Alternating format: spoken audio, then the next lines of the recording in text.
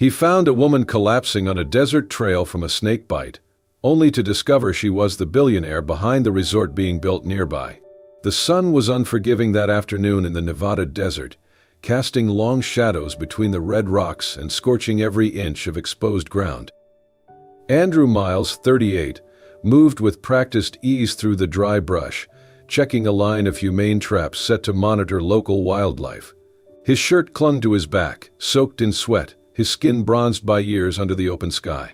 This was his domain, solitary, vast and quiet, until the silence cracked.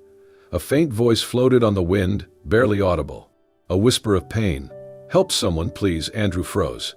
Every instinct in him sharpened. That was not the wind. That was a human voice.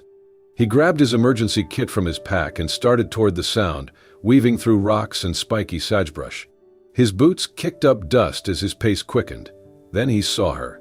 A woman, collapsed at the edge of a narrow trail, one hand clutching her leg. She was trembling, gasping, her face pale under the desert sun. Her wide-brimmed hat lay discarded nearby, and sweat soaked the front of her simple tank top. "Mom," Andrew shouted as he ran to her. "Can you hear me?" Her eyes fluttered open. "Please help me." Snake it bit. "Okay, stay calm," he said, kneeling beside her. "Where's the bite?" "Leg left, can't breathe." Andrew quickly located the wound just above her ankle. 2 small punctures, already red and swelling. Without hesitation, he pulled gloves from his kit, sanitized the area, and used a suction tool to begin extracting venom. Every movement was controlled, efficient. "Stay with me," he said. "I'm going to help you." "My name's Andrew. You're going to be okay." The woman whimpered, barely nodding. Her breathing was shallow. He pulled out his radio, switching to the emergency frequency. "Dispatch, this is Station 6. I've got a snake bite victim, female, mid-30s, en route to Trail 9 East Ridge. Vitals are unstable. Request immediate medical evac." "Copy that, Station 6. Chopper dispatched. ETA 12 minutes. Andrew turned back to the woman. Her eyes were drifting closed. Hey, no sleeping on me. Talk to me." "What's your name?" She didn't answer. He looked down, noting the fine chain around her neck. A necklace, delicate, expensive-looking, with a single sapphire pendant. It glinted even in the dimming light. He frowned. She was dressed plainly, hiking shorts, trail shoes, and a dusty tank top.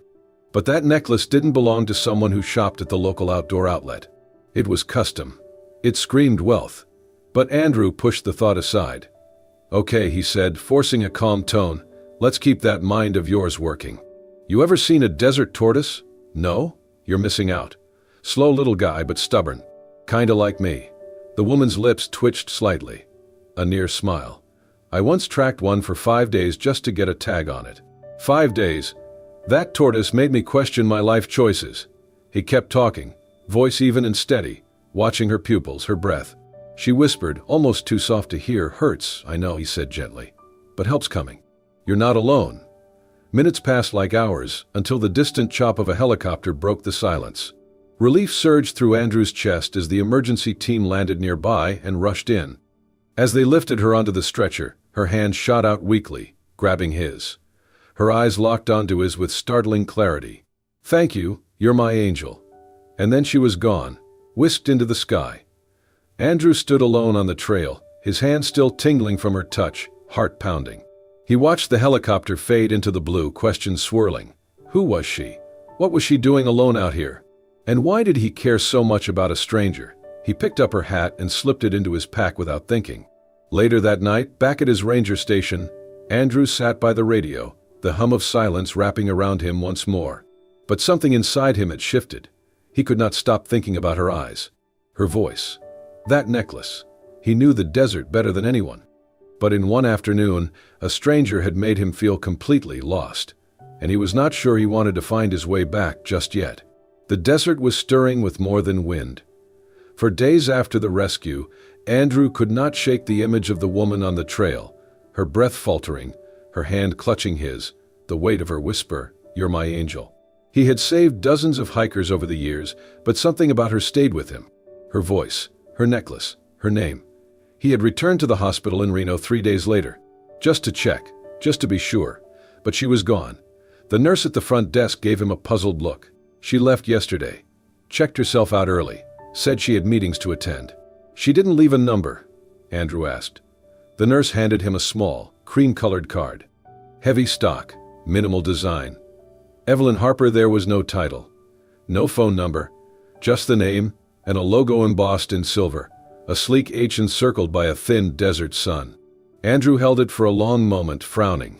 That name, it tugged at something. Back at the ranger station, he booted up the old desktop computer and typed Evelyn Harper into the search bar. It took only seconds. Evelyn Harper, president and CEO of Harper Group International. Billionaire, real estate mogul, environmental philanthropist, at least on paper. Currently overseeing the controversial Oasis Ridge Resort, a sprawling luxury development planned for the eastern edge of the Nevada desert, just miles from protected wildlife corridors. Andrew leaned back, stunned. The woman he had pulled from the dirt, who whispered for help and cried in pain, was not a tourist or a lost hiker. She was the force behind the very project threatening to carve up the land he spent his life protecting. He clicked through news articles and press photos. In every image, Evelyn stood poised, polished, her jaw set like she was always bracing for battle. She looked powerful, intimidating, untouchable. Not at all like the woman he met on the trail, trembling and gasping, holding on to life and on to him. He remembered her murmuring between ragged breaths, "I just want to be free." It haunted him. What did a billionaire need to be free from? Andrew stared out the window of his office at the desert stretching beyond. It did not make sense. Either she was hiding something, or there was more to her than the world saw. And yet, the facts were right there. Evelyn Harper, the face behind Oasis Ridge. The name causing panic in every wildlife conservation circle from Nevada to Arizona. Andrew felt the old rage simmer in his chest. That resort would devastate everything, disrupting migration paths, poisoning groundwater, pushing species closer to extinction. He had written letters, attended town halls, protested with signs and petitions. Now he had touched the pulse of the very person responsible, and she had seemed so human, so vulnerable. Could it have all been an act? He felt torn in two, between the memory of her hand in his and the headlines that painted her as another careless tycoon. Andrew ran a hand through his hair, then turned back to the computer. He opened his email. Typed a short message to the contact listed on the Harper Group website. Subject: meeting request. Personal follow-up from Nevada Wildlife Ranger. Message: Dear Ems. Harper, we met briefly during a medical emergency in the Nevada desert. I was the wildlife ranger who assisted you. I'd like to speak with you about the Oasis Ridge project and its environmental impact. If possible, I'd appreciate the opportunity to meet you in person. Respectfully, Andrew Miles, Nevada Wildlife Station 6. He hesitated only a second before hitting send. He expected silence, or a polite rejection, maybe a generic corporate reply. But less than 2 hours later, his inbox pinged. From Evelyn Harper, Executive Assistant. Subject: RE meeting request. Dear Mr. Miles, thank you for reaching out. Miss Harper is scheduled to attend a community roundtable this Friday evening in Carson Springs regarding Oasis Ridge. She invites you to join as her guest. We'll have a reserved seat for you. Warm regards, Claralyn. Office of Evelyn Harper. Andrew stared at the screen. So she was not hiding then. She was stepping into the fire. He shut the laptop, stood up slowly, and glanced out at the endless stretch of sun-baked earth. The desert had given him a stranger to save. Now it was giving him a chance to demand the truth, and he planned to take it. The community center buzzed with cautious energy. Folding chairs were filled, coffee urns bubbled in the back, and the walls were lined with maps, renderings, and charts of the Oasis Ridge Resort. Most attendees were local residents, farmers, environmentalists, faces drawn with suspicion and fatigue. Andrew stood near the back, arms crossed. He had dressed plainly: jeans, boots, ranger badge still clipped to his belt. No one paid him much attention until she walked in. Evelyn Harper entered with quiet confidence. Her long coat was charcoal gray, tailored perfectly to her frame, her heels soft against the linoleum floor. Her hair was neatly pinned, her makeup understated but flawless. A far cry from the dirt-streaked, half-conscious woman he had cradled in the sand. Yet her eyes, those stayed the same. She took the podium with practiced poise. Her voice was steady, clear. I want to begin by thanking this community for its patience and for showing up tonight. And I'd also like to personally thank someone very important, Mr. Andrew Miles. Without his quick action last week, I might not be standing here today. All eyes turned to Andrew. He shifted uncomfortably as she nodded toward him with genuine gratitude. A few people clapped. Andrew gave a curt nod but said nothing. After the meeting, as the crowd thinned, Evelyn approached him. "Glad you came," she said, offering a small smile. "You clean up well," he replied, his voice more guarded than he intended. She laughed softly. "You look exactly as I remember." They ended up at a quiet cafe nearby, tucked into a booth where Evelyn removed her gloves and set aside her phone. "I needed a break," she said, wrapping her hands around a steaming mug. "That day in the desert, I wasn't there on business. I was running. Just for a few hours. No calls, no meetings, just silence. And then, well, you know the rest." Andrew studied her. "You always run through rattlesnake country." "I didn't think I'd go that far. I just kept walking." He nodded. "I get that." There was a pause. "I meant what I said," Evelyn continued. "I know Oasis Ridge scares people. But I want it to be different, sustainable, low impact, good for the community. I've hired consultants, environmental planners. We're working with conservationists." Andrew's brow furrowed. "Then why here? Why build so close to protected land?" "Because people want to experience nature," she said. "And if we don't guide how that happens, someone else will. Someone who cares less." Andrew didn't answer right away. Something about her words felt sincere but rehearsed, polished. He glanced down as she reached into her bag to pull out her wallet. A stack of documents shifted in her open purse. One page caught his eye. It was stamped confidential. Oasis Ridge Phase 2 Proposal Water Extraction Analysis. A line highlighted in yellow read, "Proposed well depth may impact nearby aquifers feeding into protected habitat zones." Andrew's stomach dropped. He looked up at Evelyn, fury tightening his voice. "You told them this would be sustainable." Her smile faded. "What?" He reached into her bag and pulled the document out. "This says your wells could poison the underground water that feeds the entire corridor." Her face went pale. "Andrew, that's you lied," he said, standing. "To me, to everyone in that room." She rose too, voice tense. "That's an old proposal. We scrapped it months ago. Then why is it in your bag?" "Because I keep copies of everything. I was reviewing it with legal this morning. I promise you it's not the final plan." Andrew stepped back. "No, I've seen this before. Fancy words, pretty promises, then drills in the dirt." "I'm not your enemy," she said quietly. "Then stop acting like one." She reached out. "Andrew, wait," but he was already heading for the door. "I don't want your thanks. And I sure as hell don't want your job." He left without looking back. That night, as he sat in the ranger station, the desert wind howling outside, his phone buzzed. "Evelyn Harper, please read this. The document you found is outdated. I can prove it. I want you to see what we're actually building."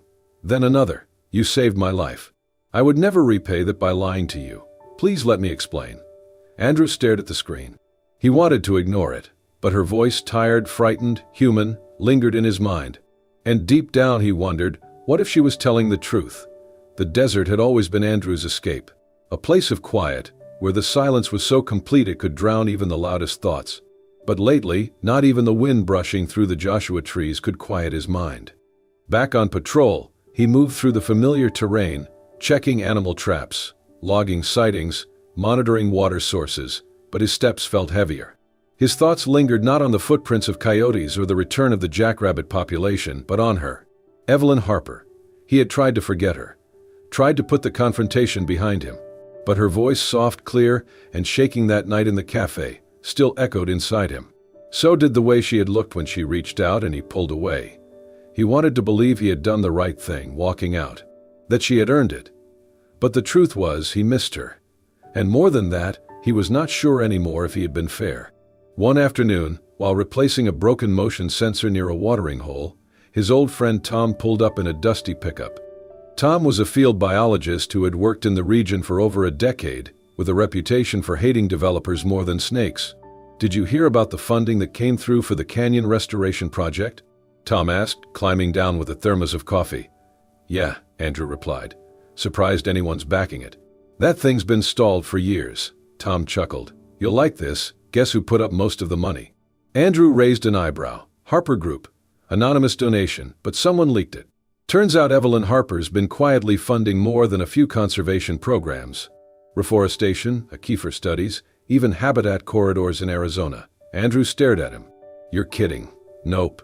She's not the devil everyone thinks. Might be the first developer I've seen who actually gives a damn. Andrew said nothing, but inside, something shifted. That night, when he got back to the ranger station, he found a small package waiting at the door. Brown paper, no return address, just his name, handwritten. Inside was a book, The Hidden Life of Desert Creatures. A field guide, old but well cared for. Tucked inside the front cover was a note, "I still owe you a proper explanation." I thought maybe this could be a start. He turned the pages slowly. About halfway through, a piece of folded paper slipped out. Not typed. Handwritten, in soft blue ink. "Dear Andrew, when you pulled me off that trail, I was not just scared because of the bite. I was scared because, for the first time in years, I was somewhere I did not control. Somewhere that didn't bend to my name or my wealth. But you didn't treat me like a billionaire. You treated me like a person. Maybe the only person who has done that in a long time. I grew up far from boardrooms and resorts. I grew up in foster homes in borrowed clothes, watching my mother work night shifts she barely survived.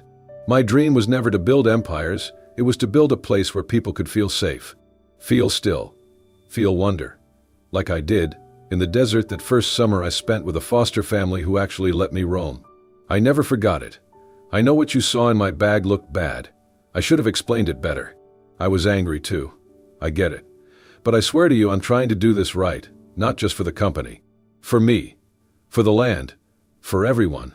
Evelyn. Andrew finished the letter with a lump in his throat. He sat for a long time, the book resting on his knees. Had he been wrong? Had he let his anger speak louder than the truth? The next morning he made a decision. He drove east, past the edge of the reserve, into the city, and toward the Harper Group headquarters. A high rise of steel and glass stood tall above the sprawl. Inside, sleek marble floors stretched beneath his boots as he stepped off the elevator. "Andrew Miles," he said to the receptionist. "I'm here to see Evelyn Harper." She smiled nervously. "I'll check." "Please wait a moment." As Andrew stood by the large windows overlooking the city, he could hear raised voices down the hall. Not Evelyn's, but others. "It's already behind schedule. We cannot afford another delay. Sustainable features are cutting into the budget. Either we move or we lose our investors." He turned toward the hallway just as a door opened. Evelyn stood in the doorway, her jaw tight, her face pale. She looked exhausted, but when she saw him, something in her eyes changed. Surprise, relief, maybe even hope. But Andrew could see it clearly now. She was under fire. Surrounded by pressure. Cornered by people who saw nature as nothing more than a spreadsheet. And yet, she had still sent him a book. Still written him a letter. Still wanted to make things right. He took a step forward. "I think it's time we talked," he said. And for the first time, Evelyn let her shoulders fall. "Yeah," she said softly. "I think so too." In the weeks that followed, the tone around Oasis Ridge shifted. Tension remained, but there was something else growing too, possibility. Evelyn and Andrew began working together, cautiously at first, like two people still healing from a fracture neither of them could quite name. But they shared a goal now: reimagine the resort not as a threat to the desert, but as a part of it. A harmony instead of a conquest. They redrew plans with the architects, replacing pavement with raised paths to protect animal crossings. Evelyn insisted on solar panels and natural water recycling systems. Andrew brought in local conservationists and biologists to consult. Most importantly, they listened. Town halls were no longer battlegrounds. Evelyn stood before the community, no longer guarded, no longer perfect. She answered every question, admitted past mistakes, and laid out a vision not built on profit but respect. And Andrew stood beside her, backing her up not just with facts but with quiet, steady trust. And as they worked, something else began to bloom, something quieter, deeper. After meetings, they lingered. Over lunch, they talked, not about permits or zoning, but about life. One afternoon, they hiked deep into the canyons to survey potential impact zones. Evelyn wore boots too new and carried more water than necessary, but she kept pace. Andrew pointed out burrows, ancient petroglyphs, and the nesting site of a hawk she would have walked right past. "You know everything about this place," she said, awed. "I've tried to," he replied. "I want to protect it. Not just for now, for whoever comes next." They paused beside a cliff edge as the sun dipped low, casting long shadows across the sand. "I grew up without roots," Evelyn said quietly. "We moved so much I started to think I didn't need home. But I think maybe I've been looking for it all this time." He looked at her but said nothing. Later that night, they sat by a small campfire, surrounded by a stretch of desert untouched by development. The stars overhead stretched endlessly, more than Evelyn had ever seen from any rooftop in Manhattan. She pulled her knees close, her voice almost lost in the wind. After the snake bite, I thought I might die. And part of me didn't mind. I was so tired of the pressure, of smiling through boardroom knives. Andrew didn't interrupt. He just listened. She glanced at him. Then I woke up with you holding my hand. And suddenly I wanted to live again. You reminded me there's more out there than deals and deadlines. Their eyes met, longer this time, warmer. She leaned slightly forward. So did he. Then, at the last second, Andrew hesitated. He whispered, drawing back. I don't want to mess this up. Evelyn smiled, a little sad. You're not. But she didn't lean in again. The next day, Evelyn stood in front of the town for the final community presentation. She unveiled the redesigned Oasis Ridge plan, complete with conservation corridors, wildlife impact assessments, and a significant investment into local environmental education. When she finished, the room applauded. People lined up to shake her hand. For the first time, Evelyn Harper was welcomed not as a mogul, but as someone who had truly listened. Afterward, Andrew found her leaning against a fence post outside the center, watching the last of the attendees head home. You did good, he said. So did you, she replied. They smiled at each other. It felt like something new was beginning. But that night, as Andrew returned to his station, he heard a whisper through the community grapevine. An investor rep from the Harper Group had mentioned Evelyn might be wrapping up her involvement once the final permits cleared. She won't stay, the voice had said. She's done what she came to do. Andrew stood on the porch beneath the stars, the desert stretching endlessly before him. And for the first time since they had started working together, the silence didn't comfort him. It felt like something precious was slipping away. The resort was nearly complete. Solar panels gleamed under the desert sun. Pathways curved gently through untouched brush, raised to allow wildlife to pass underneath. Observation decks had been built around nesting grounds rather than over them. It looked like a promise kept. And then the rumors came. A whisper carried from one worker to another. A corporate acquisition. A buyout. A bigger player entering the game. A multinational resort chain, famous for turning eco-retreats into luxury playgrounds, was allegedly in talks to purchase Oasis Ridge. Andrew heard it at the ranger station from a contractor who had just left the site. They say Harper's selling the whole thing, he said. It's almost a done deal. Once it's signed, the new owners can do what they want. Most of the environmental agreements aren't binding. Andrew went cold. He drove to the site without thinking, tires spitting dust, heart pounding. When he arrived, he found Evelyn near the main entrance, talking with the lead architect. She turned at the sound of his boots crunching across gravel. Andrew, she started. Is it true? He cut in, voice sharp. Are you selling this place? Evelyn blinked, startled. It's complicated. He stepped closer, face flushed with heat that had nothing to do with the sun. Complicated? You promised the community. You stood next to me and said this was different. I meant it, she said firmly. But the board, he shook his head. No more excuses. No more investors or legal teams or pressure from the top. Either you're protecting this place or you're cashing out. Her jaw tightened. It's not that simple. Then make it simple. Tell me you're not selling. She hesitated. And in that breath of silence, Andrew's heart cracked. You were never going to stay, were you? He said, voice dropping. You were always going to walk away. Evelyn's voice trembled. I didn't plan any of this. I never expected to care so much. But the truth is, the board is bleeding money, and the only way to stop them from gutting the conservation efforts entirely is to bring in outside funding. I'm trying to negotiate conditions, trying to keep the protections in place. You're trying, he said bitterly. But you're not fighting. I am fighting, she snapped. Every day behind the scenes, while everyone thinks I'm just sipping champagne and signing checks. I've given everything to this. You had my trust, Andrew said, backing away. And you broke it. Again. Her eyes filled, but she did not speak. I won't be part of this, he said quietly. I won't watch you sell out everything we built. He turned and walked away. Andrew, please, but he kept going. That night, a ranger returning from the site handed Andrew a small envelope. She asked me to give this to you. He opened it with trembling hands. Inside was a single handwritten page. Andrew, I do not know how to explain the storm I live in every day. The deals, the numbers, the people who only see land as profit. I have fought for every tree, every drop of water on this project. But the truth is, I'm running out of leverage. When you found me in the desert, I thought I might die, and a part of me didn't mind. But then you came along, calm, grounded, real. You reminded me that I could be more than the title I wear, that I could build something that meant something. And I've tried, Andrew. I've tried to change. For you, for the land, for myself. But maybe I was foolish to believe I could do it all. Maybe I'm not strong enough.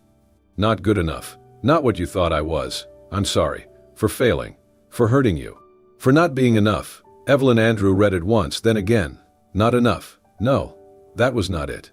She had been too much, carrying more than anyone should, wearing armor while trying to build bridges. And maybe, in his fear of being hurt again, he had looked for betrayal where there was only survival. He dropped into the chair on the porch, staring out into the dark. The wind was still. The kind of stillness that came before everything changed. He stood up, grabbed his keys. He had to find her. Before it was too late, Andrew drove faster than he had in years. The highway stretched endless under the blazing Nevada sun, the Ranger truck kicking up dust as he pushed toward the airport. His fingers gripped the wheel tightly, his mind racing even faster. She was leaving. Evelyn Harper, who had fought for the desert beside him, who had stood before the community and promised a better future, who had looked at him under the stars like maybe, just maybe he was her home, was walking away because he had not trusted her when it mattered most. In the passenger seat was the only thing he had brought, a photograph. Slightly wrinkled, printed from his own dusty home printer. It showed him and Evelyn standing at the edge of a canyon at dusk, smiling without posing. Unaware the camera had caught them. It had been taken by a student volunteer during one of their early exploration trips. And somehow, that moment felt like the purest version of them, before doubts, before pressure, before fear had broken everything apart. At the airport, he barely found a parking spot before sprinting through the sliding glass doors, breath short, heart pounding. He scanned the departure screens. She had to be here. She had to still be here. And then there, near gate 6, her coat, her hair pulled back, her suitcase by her feet. She looked tired, but calm, too calm. "Evelyn," he called out. She turned, startled. He walked straight to her, slowing only when he reached her. "Don't go." She blinked, the shock in her face giving way to something unreadable. "I thought," she began. "I was wrong," Andrew cut in. "I was scared, and I let that speak louder than what I knew about you." He swallowed hard. "You didn't owe me anything. You didn't have to explain, or fight the way you did. But you did, and I threw that away. I thought I was protecting the desert. I didn't realize I was tearing down the one person trying hardest to save it." Evelyn stared at him, silent. He reached into his coat pocket and pulled out the photo. "This is where we started," he said, holding it out. "Two people who didn't expect to find anything, and found each other anyway." Her hand trembled as she took the photo, eyes misting. "I'm not here for the resort," he said. "I'm here for you. If you're leaving because you think you're not enough, because you think you failed me, don't." He took a step closer. "You're more than enough. You're the reason I started believing again." She looked at him, lips parting, eyes brimming with tears. "I wasn't going to run," she whispered. "I was flying to San Francisco to terminate the deal. I fought the board. I bought us time. I just didn't want to stay in town while people looked at me like I'd failed." Andrew reached for her hands. "You didn't fail. You stayed. You fought. And now I want to fight with you." Her tears fell then. Quiet, grateful. "I was so sure you hated me," she said. "I hated what I thought you were. But I forgot who you really are." They stood there, surrounded by people and movement. And yet it felt like everything else had gone still. Evelyn laughed softly through her tears. "You know we're being stared at, right?" "Let them stare," Andrew said, pulling her into his arms. She didn't resist. In the middle of the terminal, with flight announcements echoing above, they held each other like it was the only thing keeping either of them upright. "I want to stay," she said into his chest. "In the town, in the desert, with you." He pulled back just enough to look into her eyes. "Then stay." She nodded, the photo still clutched in one hand. "I will." Weeks later, the Oasis Ridge Resort opened quietly, without fanfare. No red carpets. No champagne fountains. But it was ready, and it was right. Raised boardwalks wound through preserved terrain. Guest rooms ran on solar energy. A portion of every booking funded local conservation projects. And at the heart of it all stood a small educational center built in partnership with the wildlife station. The media called it revolutionary. Andrew called it healing. Evelyn, now a resident of the town, stepped back from the Harper Group board and focused on sustainable development and preservation. She and Andrew co-led new initiatives, habitat restoration, youth education, even a new scholarship for environmental science majors. People started calling them the heart of the desert. They just smiled and got back to work. At night, they walked the trails they once walked as strangers, sometimes hand in hand, sometimes in comfortable silence, but always together. And somewhere in their modest home, above the fireplace, hung a photo of a man and a woman standing under a sunset sky. At the beginning of everything, the desert was alive with color. A year had passed since the resort opened, and now, under a brilliant blue sky, laughter echoed through the canyons and across the sun-warmed sand. Tents flapped gently in the breeze. Children chased each other between booths filled with local crafts and native plant displays. And music drifted from a small stage where a folk band played songs inspired by the land itself. It was the first Desert Harmony Festival, and the whole town had come out to celebrate not just a resort, but a revival. A new chapter. A promise kept. At the heart of it all stood Andrew and Evelyn, side by side beneath a canopy of hand-woven fabric dyed in desert tones.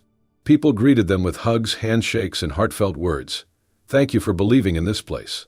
You gave us back our home. You showed us what real change looks like. They smiled, humbled by the love around them.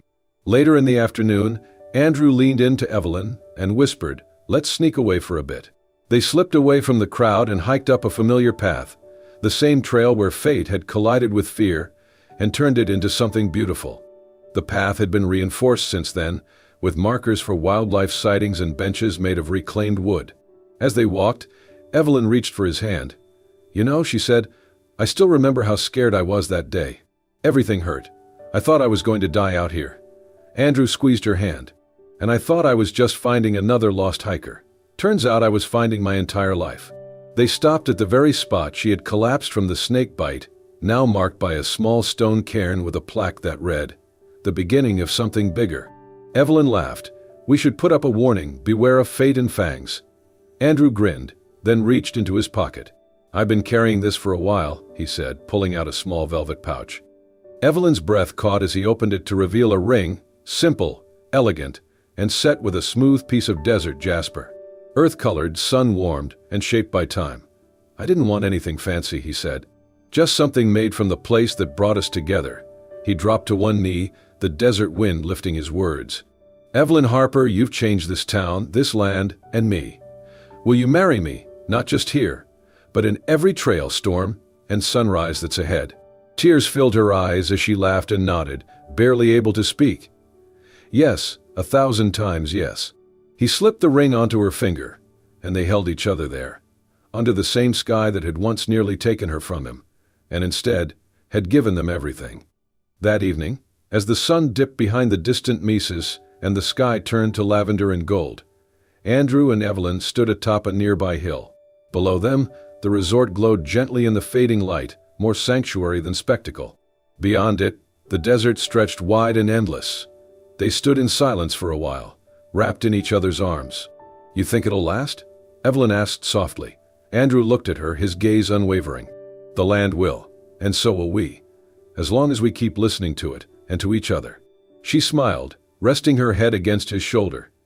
Together, they watched the lights flicker on in the town, the soft pulse of a future shaped not by wealth or power, but by trust, forgiveness, and a love resilient enough to weather any storm. Because they had learned something simple and true, happiness, real happiness, is not in what you build, but in who you build it with. And in the hearts that never stop trying to protect what matters most.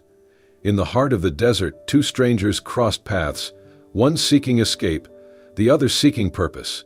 What they found instead was a love strong enough to restore not only a fragile ecosystem, but their own hearts. Andrew and Evelyn's journey is a reminder that true love is not about grand gestures or perfect timing. It is about trust, forgiveness, and the courage to stay when it would be easier to walk away.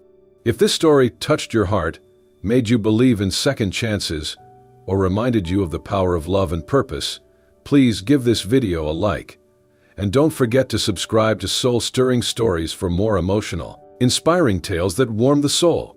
New stories every week. Stories that heal, uplift, and remind us that even in the harshest places, something beautiful can grow. Thank you for watching. And remember, love, like the desert, endures.